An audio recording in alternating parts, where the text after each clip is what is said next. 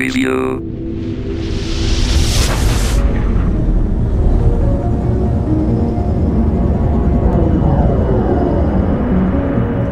If you've been excited to play Mass Effect 2, you probably want me to just cut to the chase and let you know one thing.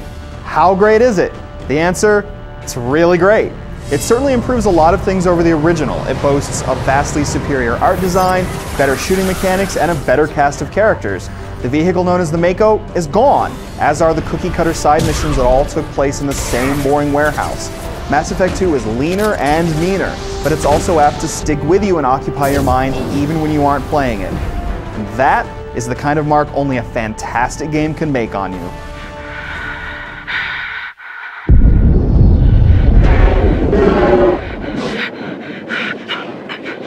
The exciting opening sequence and the first few hours of the game make Mass Effect 2's shift of focus clear early on.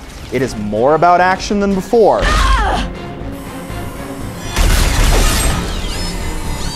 The shooting has been cleaned up a good deal, making the game feel a lot more feasible as a third-person cover shooter.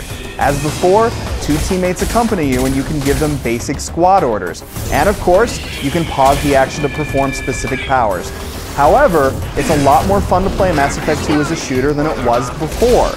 Teammate AI isn't perfect, but it's better than in the original, and getting in and out of cover is much slicker.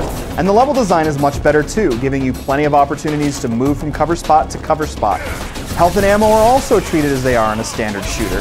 Health and shields regenerate now, and you pick up ammo from the battlefield.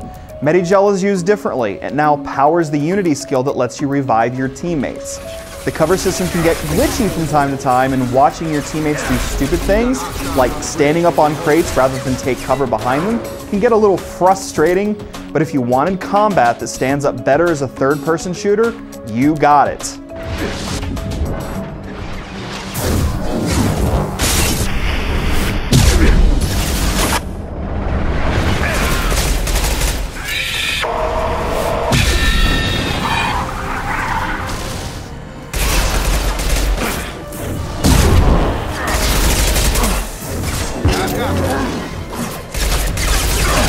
The RPG elements have also been reworked. If you hated the clunky inventory management of Mass Effect 1, you'll be happy to know that it's been taken care of in the sequel, but maybe not in the way you imagined.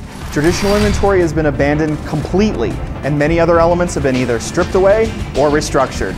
So rather than find or buy new weapons, you might find new weapon technology instead. Then, that weapon is available at the weapons locker on your ship, where you select your arsenal before going into battle. Weapons can be upgraded in your tech lab, and you can also buy things like model ships for your personal quarters. Even the selection of skills available to you as you level up is a bit more limited, as are the levels themselves. You could do a pretty thorough playthrough and not even hit level 30. So between the better shooting and the leaner loot, Mass Effect 2 is balanced differently than the original Mass Effect. You get into the action much quicker than before, and there's less fiddling with the interface and skill points. And yet this rebalancing in favor of shooting over character management works incredibly well. Why? Because Mass Effect 2 is paced faster and is darker and more violent in tone.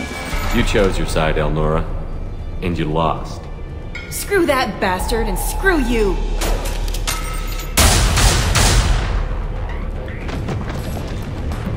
You still play as Shepard, the hero from Mass Effect, but now you're working with Cerberus, a pro-human organization with a less than reputable past. Cerberus is headed by the chain-smoking Elusive Man, though it's not always easy to back up your mysterious boss and his questionable moral fiber. The game's fantastic art design also adds to the grittier atmosphere. The color palette is more intense, and strong lighting and deep shadows cast a certain darkness over your adventure. The technical problems of Mass Effect are gone for the most part, so there's a lot more artistry and originality to appreciate, and fewer technical oddities to distract you from those things. But just because there's more emphasis on the action, doesn't mean that Mass Effect 2 skimps on story and character. The plot involves the threat of the Collectors, a swarm of creepy robot locust things. The main plot lets loose a few surprises, but it's fairly straightforward. It's the characters that join you that make this adventure so worthwhile. Yes, you will run into people you knew from the original game, and no, I'm not going to tell you who they are and what role they play in your new adventure. But I can say that the cast of crew members and outsiders is larger and richer. Each available member of your team also sends you off on a personal quest. These quests are easily the storytelling highlights of the game, and characters that don't seem that interesting at first gain depth and seem much more fascinating once you pursue these missions. Some of the new characters include a Krogan named Grunt, a sexy Cerberus operative named Miranda, and a cool and collected Asari called Samara. The best addition, however, is a Solarian scientist called Morden. Yes, yes. His fast-talking, logical delivery makes him stand out, and he will both move you and have you in stitches. I appreciate you letting me down easy. No offense intended. Solarian reproduction different, very little sex drive. If intended to try human, would try you. Glad you stopped by. Cleared the air. And as fans of the original expect, you'll be talking to a lot of otherworldly beings in Mass Effect 2. Some dialogue choices nudge you towards either the Paragon or Renegade sides of the moral spectrum. As you fill up the meters that represent each side of your ethical makeup, new dialogue options will become available. You'll also be presented with dialogue interruption possibilities from time to time that are classified as either Paragon or Renegade actions. Those moments change you. The basic system still works the same way as it did in the original Mass Effect, so don't expect to see as many complexities as you would in something like Dragon Age, but it's still an impressive dialogue system, and you're presented with some tough choices towards the end of the game. Also impressive are the number of variables at work should you import your Mass Effect character into the sequel. A lot of consequential decisions you made in the original manifest themselves in extraordinary ways. And if you play a second time as a brand new character, you'll really appreciate the amazing creativity that went into applying those choices to Mass Effect 2. When you aren't shooting or engaging in conversation, you'll be flying about space, scanning planets, and dropping probes, which is how you earn most of the resources you need to upgrade your weapons. This isn't bad by any stretch, but even after the scanner is upgraded, scanning is a slow process that eventually gets tedious and mucks with the otherwise remarkably intense pace. Probe away.